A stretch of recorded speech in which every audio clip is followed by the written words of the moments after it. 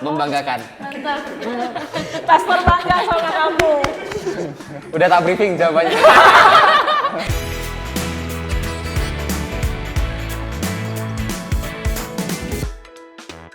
Ini kalau dari pastornya menanamkan culture. Kalau dari teman-teman kalian, teman-teman sebagai member dari youth ini, gimana caranya kalian kayak ngajakin komunitas kalian biar makin asik gitu? Kan pasti kalian juga pengurus kan di youth gitu?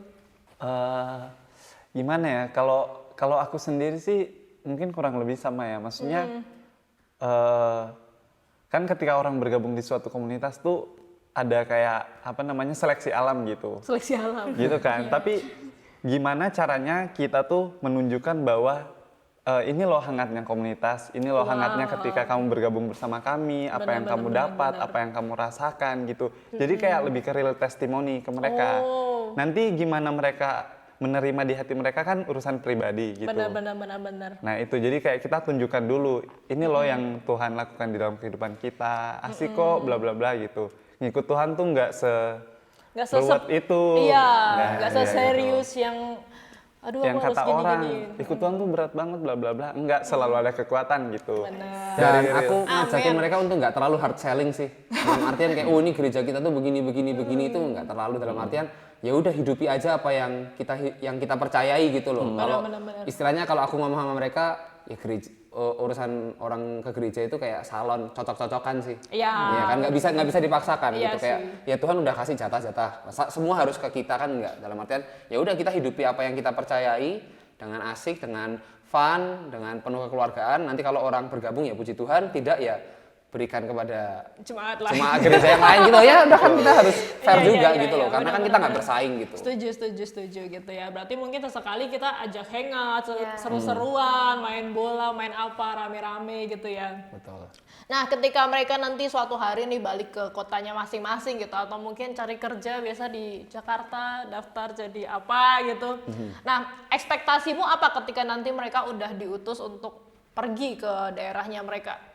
Kalau ini kita bicara dua area lah ya. Yang pertama kalau mereka balik kampung sama mungkin ke kota. Ya kalau balik kampung biasanya keinginanku, kerinduanku adalah mereka minimal tuh bangun komunitas youth di sana gitu. Karena kan banyak banget gereja-gereja kecil, gereja-gereja lokal di sana tuh yang nggak punya komunitas.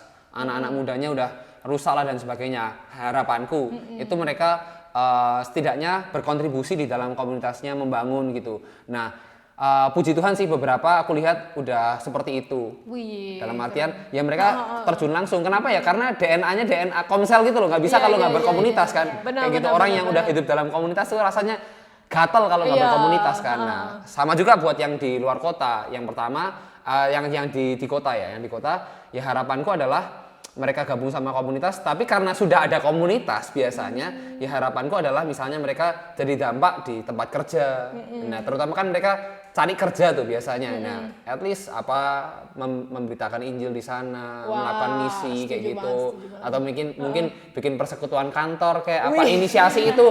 Mungkin hal-hal seperti itu yang aku rasa penting gitu loh. Daripada nanti di sana mereka cuma kerja 9 sampai jam 5 gitu kan ya. Kadang-kadang kan kalau orang udah kerja udah kemakan kehidupan kantor ya. Terus tapi curhat ini di ya. Twitter. Curhat di Twitter. Berat banget bayar cicilan gitu kan. Kan kasihan ya gitu. Tapi kalau dari Fire Community sendiri komunitasnya ini beragam ya, benar-benar dari mungkin ujung barat sampai timur ya kayaknya. Betul. Ya. Kalau Dio sendiri kayak dari mana nih? Aku dari Papua kebetulan. Wih, ujung timur nih ya. Kamu abis ini mau balik atau gimana? Kebetulan sepertinya tidak. Sepertinya tidak. Merantau dulu di Merantau Jogja. dulu. Kalau Cika dari Depok, Jawa Barat. Dari Depok. Kota yang sangat terkenal. Ya, terkenal baik. Terkenal baik, luar biasa. Mantap, aku cinta Depok. Depok Pride. Kalau Rachel dari Klaten. Dari Klaten. Oh, dekat. Cuma sejam dari sini. Oke, berarti emang sangat beragam banget komunitas kalian ini dari barat sampai ke timur gitu. Dan kalau misalnya nih pemuritannya berhasil, tentu ini dampaknya akan gede banget ya buat berbagai daerah di Indonesia gitu. Buat kalian sepenting apa sih pemuritan itu buat kalian bertiga deh? Siapa dulu silakan.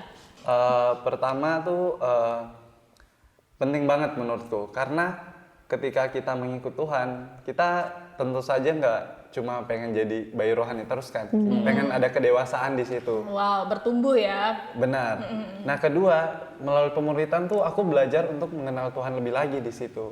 Oh. Jadi gini, kadang tuh gimana sih kita bisa bilang kita cinta Tuhan tapi kita nggak kenal orangnya kayak apa.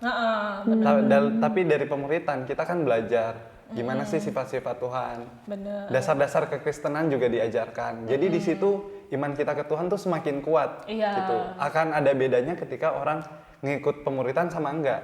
Ya. Yang enggak mungkin dia akan lebih mudah terombang-ambing gitu. Sedangkan yang ikut pasti dia punya pemahaman yang benar, jadi imannya lebih kuat gitu.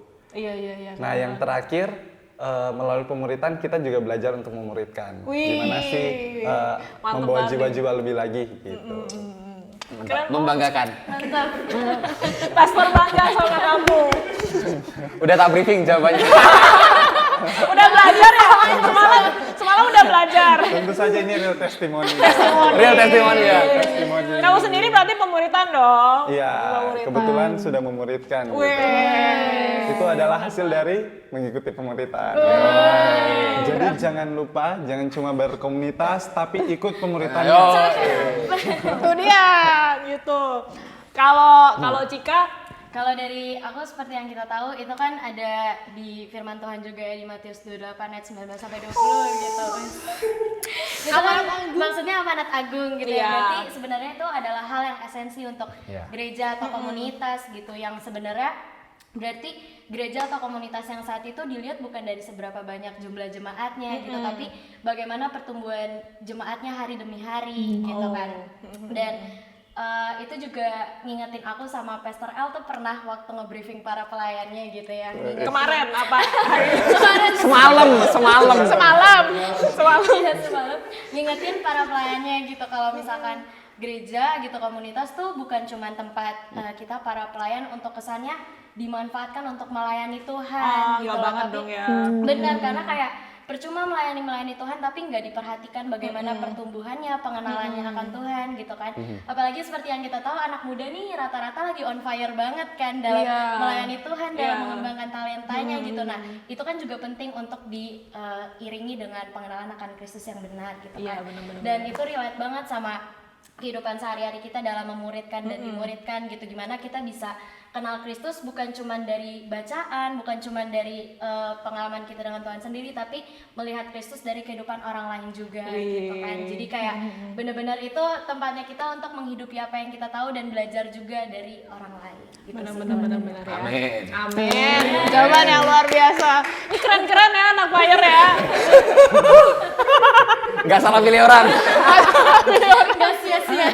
Nggak sia-sia. Tentu kalau kita kenal Tuhan kan pastinya kita jadi tahu kehendaknya gitu kan. Jadi kita bisa jalan di kehendak Tuhan gitu ya. Kalau buat Rachel gimana? Kalau menurutku pemuritan itu penting banget, bahkan pemuritan sendiri dipakai Yesus kan buat dia memuridkan ke-12 muridnya gitu. Benar. Jadi menurutku pemuritan itu menjadi salah satu cara bagi kita untuk menghasilkan pemimpin-pemimpin baru. Wih, mantep banget ini ya. Untuk diutus ke daerahnya masing-masing mungkin yang keperantauan gitu. Ujung-ujungnya buat misi lagi. Iya, di situ ujungnya ya. buat misi lagi. Oke.